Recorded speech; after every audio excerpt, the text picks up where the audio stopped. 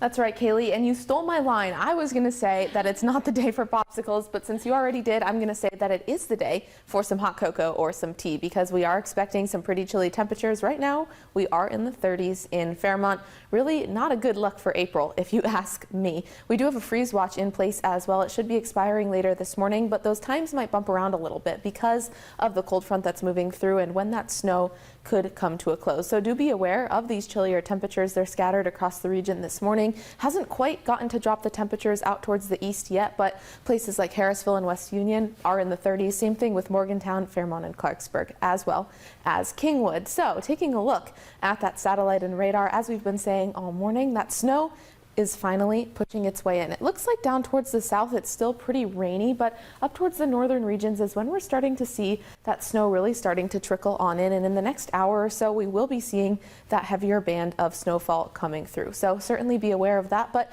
if we expand our view, it's actually a really skinny system. It's like a little string bean of a system pushing its way towards the east, although we do see some really dark colors, which means that precipitation is going to be quite dense when it is over us. So today's skycast looks like it's going to be about 43 degrees here in Clarksburg for the daytime high, with a mix of rain and snow. Some strong winds possible as well, so it is something to be aware of. Make sure that you have your hands on the wheel on the road because it could be a little bit slick as well. And our futurecast shows around 7 o'clock this morning that snow squall line first starting to push in from the west. It comes into areas like Morgantown and Clarksburg, as well as Weston, and of course the more western regions around 7 o'clock in the morning. And then it starts to break up just a little bit and head towards the south around 9. So some pretty heavy snowfall taking place between about 7 and 10 o'clock, I would say, this morning. Then it just pushes off towards the mountains, and we end up only seeing rainfall pretty much from here on out for the rest of the day in the lowlands. So do expect some rain, maybe a little bit of mixing as well